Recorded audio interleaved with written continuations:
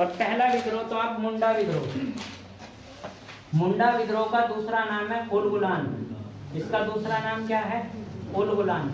और ये जो उलगुलान विद्रोह है इसको प्रारंभ किसने करा था, इसका नेतृत्व किसने करा था? बिरसा मुंडा ने।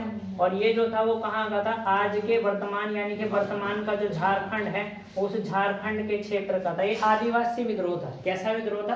आदिवासी जनजातियों का विद्रोह था। बड़ा जबरदस्त विद्रोह था अपने आप में। ठीक। उसके बाद में संथाल है, संथाल विद्रोह। ये जो संथाल विद्रोह था इसको चलाया था सिद्धू और कान्हू ने। इसको एक जगह सिद्धू यानी कि दो नेता थे इसके, सिद्धू और कान्हू। और सिद्धू और कान्हू ने इसको चलाया था बिहार और बंगाल में। ये कहाँ चला गया था? बिहार और बंगाल में। उसके बाद संथाल के बाद मोपला। मोपला के बारे में तो सब लोग जानते होंगे। मोपला को चलाया था अली मुसलियार ने। किसने चलाया था? अली मुसलियार ने। और ये जो था मालाबार, मालाबार कहाँ पड़ता है भैया? मालाबार केरल। ये केरल का विद्रोह था, है ना, मोपला, मालाबार। उसके बाद हमारे पास है ताना भगत। ताना भगत को चलाया था जतरा भगत ने। ताना भगत आंदोलन था और ताना भगत आंदोलन का नेतृत्व कर रहा था कौन भाई? इसको कर रहा था जतरा भगत, जतरा भगत। और ये जो आंदोलन था ये बिहार से संबंधित था, ताना भगत, है ना, बिहार। उसके बाद एक लास्ट लिख लेंगे पावना। और पावना जो था वो केशव चंद्र ने इसको चलाया था, केशव चंद्र। और ये जो था बंगाल से संबंधित था। तो ये मुख्य मुख्य विद्रोह है। मुंडा विद्रोह नाम था ताना भगत ने, जतरा भगत, ये जतरा भगत है। और जतरा भगत ये बिहार से संबंधित है, जतरा भगत का आंदोलन, है ना। पावना केशव चंद्र ने चलाया था, नेतृत्व दिया था इसको बंगाल से। मोपला अली मुसलियार ने चलाया था मालाबार केरल से। संथाल सिद्धू और कान्हू ने बिहार और बंगाल में। मुंडा उलगुलान बिरसा मुंडा झारखंड में। देखिए ये वाला जो हमारे पास है ना मालाबार, ये मालाबार तट का आंदोलन था। और इसकी एक खासियत बता दूं, इसकी ये खासियत थी कि वहाँ के जो रहने वाले मजदूर थे, मुस्लिम मजदूर, ये उन मुस्लिम मजदूरों का आंदोलन था। ये किसका आंदोलन था? मुस्लिम मजदूरों का। तो मोपला विद्रोह किसका था? मुस्लिम मजदूरों का विद्रोह था। मालाबार तट का विद्रोह था। और एक तट मैंने तमिलनाडु का बता रखा है, कोरोमंडल, है ना। उसके बाद हमारे पास जो है ये बताइए सबसे बड़ा या सबसे लंबी समुद्र तट वाला राज्य कौन सा है? गुजरात है ना। ऐसा कौन सा राज्य है जिसकी कोई भी सीमा समुद्र से नहीं मिलती? तो उत्तर भारत के जितने भी राज्य हैं उनकी सीमा समुद्र से नहीं मिलती। अधिकतर इस सवाल के ऑप्शन में या तो हरियाणा होगा या राजस्थान होगा। ये दो में से अधिकतर सवाल पूछा जाता है जिसकी बाउंड्री समुद्र से नहीं मिलती। ठीक। दूसरा सवाल यहाँ ये बनता है तेलंगाना हो सकता है, तेलंगाना दक्षिण भारत में ही है लेकिन इसकी बाउंड्री नहीं मिलती, है ना।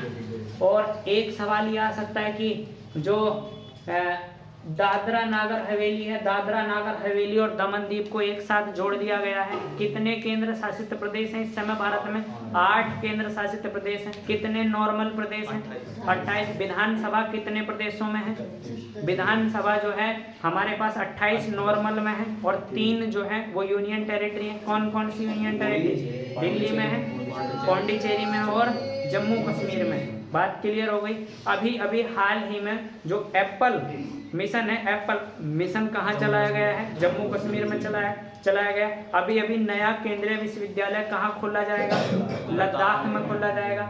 भारत का जो सबसे उच्च जो युद्ध स्थल है, कौन सा युद्ध स्थल है? सियाचिन ग्लेशियर। वो कौन सी घाटी में पड़ता है? अभी कुछ दिन पहले का सवाल है, नुब्रा घाटी। कौन सी घाटी में पड़ता है? नुब्रा घाटी। आप लिख लो, एक सवाल लद्दाख से जरूर आएगा, लद्दाख से सवाल आना ही आना है। जम्मू कश्मीर का उपराज्यपाल कौन है?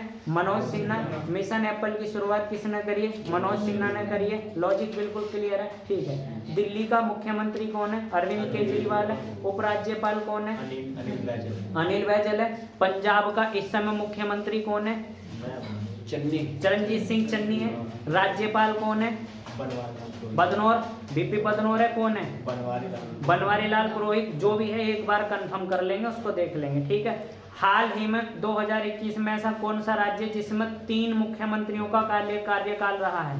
ऐसा कौन सा है? उत्तराखंड। ये सवाल जो है उसमें पूछा गया है कौन बनेगा करोड़पति में? अक्षय कुमार और रोहित शेट्टी ने इस सवाल का जवाब दिया था, है ना, कि भारत में 2021 में ऐसा कौन सा राज्य है जिसमें 3 मुख्यमंत्रियों का कार्यकाल? पहला कौन सा है? पहला मुख्यमंत्री कौन सा था? त्रिवेंद्र रावत। फिर कौन सा बना? धामी। देखो पहला था त्रिवेंद्र सिंह रावत, दूसरा था तीरथ सिंह रावत और तीसरा था पुष्कर सिंह धामी। अगर तुमसे पूछा जाएगा पुष्कर सिंह धामी जो है वो कहाँ से विधायक है, तो आंसर क्या बताओगे? खटीमा। ये जो खटीमा है ये इधर के क्षेत्र में पड़ता है। ये देखिए ये वाला यहाँ जो क्षेत्र है इधर पड़ता है उत्तराखंड में, यहाँ पिथौरागढ़ अल्मोड़ा के साइड में, काठगोदाम के साइड में पड़ता है क्या भाई? खटीमा। और खटीमा से जो विधायक है वो इस समय उत्तराखंड का कौन है? मुख्यमंत्री है। गुजरात का मुख्यमंत्री कौन है? आचार्य देवव्रत। हिमाचल का मुख्यमंत्री कौन है? जयराम ठाकुर। हरियाणा का मुख्यमंत्री कौन है? मनोहर लाल खट्टर, है ना। तो इस तरीके से देखो मुख्यमंत्री से थोड़ा थोड़ा याद करके चलो और राज्यपाल से याद करके चलो। उत्तर प्रदेश का राज्यपाल कौन है? आनंदीबेन मपातभाई पटेल, है ना, ये उत्तर प्रदेश की राज्यपाल है। और गोवा का जो मुख्यमंत्री है वो कौन है? गोवा का मुख्यमंत्री प्रमोद सावंत। अब आप पहुंचिए तमिलनाडु का मुख्यमंत्री एम के स्टालिन। पार्टी का नाम AIDMK, है ना। पहुंचिए पश्चिम बंगाल, कौन है? ममता बनर्जी। पहुंचिए आप कहाँ भाई, जो है इधर आ जाओ, मध्य प्रदेश। मध्य प्रदेश शिवराज सिंह चौहान। जब आप पहुंचोगे कहाँ पे?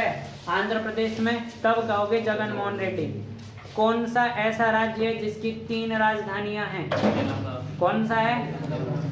आंध्र प्रदेश। आंध्र प्रदेश की कितनी राजधानियां हैं? 3 राजधानियां हैं, ठीक है। ये बताइए बांग्लादेश की सीमा कितने भारतीय राज्यों से मिलती है? बांग्लादेश की सीमा कितने भारतीय राज्यों से मिलती है? देखिए बांग्लादेश की जब आप सीमा देखेंगे तो कितने? पश्चिम बंगाल है, पश्चिम बंगाल के साथ साथ असम है, असम के साथ साथ मेघालय है, मेघालय के साथ साथ त्रिपुरा है ना। और कितने राज्य हो गए? 5 राज्य, है ना। मिजोरम से भी है। हाँ। उसके बाद आप ये बताइए कि जो हमारे पास भूटान है, भूटान कितने देशों से मिलता है? देखिए नक्शे का ज्ञान जो है वो बहुत जरूरी है।